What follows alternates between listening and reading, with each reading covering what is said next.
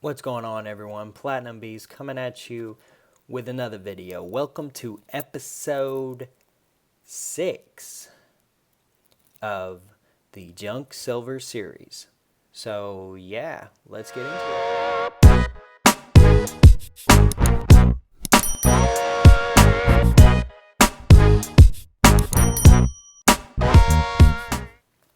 Okay, guys, so today I want to talk to you about the 1964 John F. Kennedy half dollar.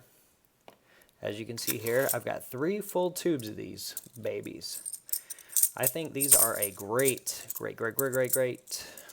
addition to anybody's stack. I think these are just solid overall. I think most people are going to know what these are. I know half dollars are not in circulation, really, at this point in time. They still can be used as coins and money and stuff, but they're just not used that often by many people in today's world. But I want to hit on a couple of topics and points as to why I think these are a great addition to your stack and why I think everyone should kind of have these in their stack. So, first off, this is fractional silver, but it's different from the quarters and dimes in that it's a little bit more weight to it. It's about 30% of an ounce per half dollar. So 2 of them make about 70% of an ounce. So, yeah, I think that's just the main reason why junk silver is good, is because it's fractional denomination, in that it can be broken up piece by piece, and you don't have to sell a whole ounce or having a whole ounce if you just are looking to get something small. Now, as you can see here, I've got proof half dollars and even a gold-plated half dollar, which I'm going to talk about a little bit. But as far as the 64 Kennedy, it's kind of an interesting coin and an interesting design. It was made soon after the assassination of John F. Kennedy, our president.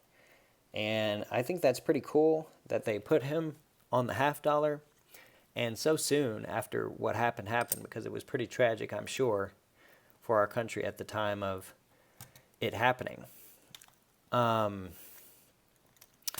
As far as the Kennedy half dollar goes, there was only 1 year where he was made in 90% silver, and that was 1964. And so I think that that's pretty cool that this coin was only made in 90% silver in 1 year. After 1964, from 65 to 70, they still did contain silver, the Kennedy half dollars. They contained about 40%. So it wasn't just 1 year that contained silver, but it was just 1 year that contained 90% silver. Now, these coins down here, these are proof half dollar coins. One is 2009, one is 2008. These were not intended for circulation. And although they were not intended for circulation, some of them, I'm sure, still made it out into circulation. And that is probably how I ended up with them. Now, I got these at my local coin shop for 50 cents over spot for $1. So these were technically 25 cents over spot for each of them. He just had these in his junk pile. I asked him about it. I was like, are these the 50% over spot deal? He said, yep.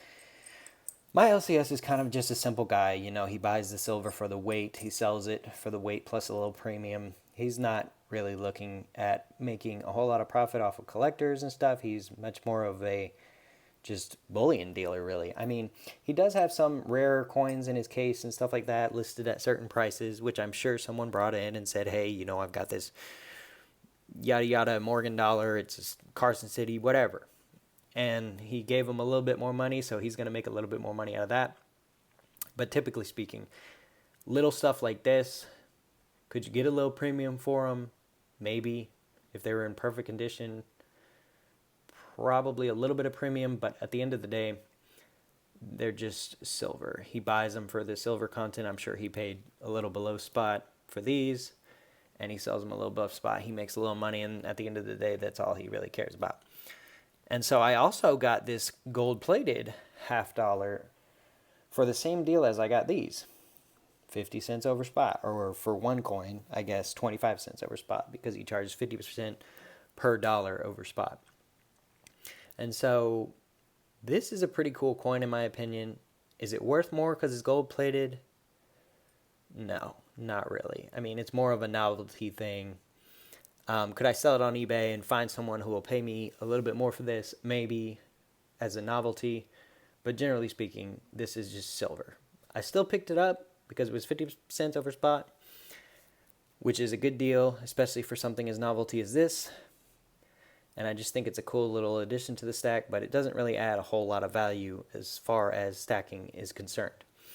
Now, if you were thinking about adding these to your stack, I would highly suggest just, if you find them close to spot or a little bit over spot, sure, but at the end of the day, you should probably stick to just the good old circulated half dollars, because these are what you're going to be able to find easily at a low premium. And there go my coins. But who cares, right? I mean, it's all circulated. I'm sure these coins have seen worse than just being dropped a little bit. But just wanted to kind of talk about the JFK half dollar a little bit, kind of show off my stack percentage, or part of my stack that includes JFK half dollars, talk a little bit about why I think they are a good deal, a good value, and just overall why you should probably have some in your stack if you don't. If you do, that's awesome. If you have some of these in your stack, that's even cooler. I know that these are kind of collectible to a lot of people.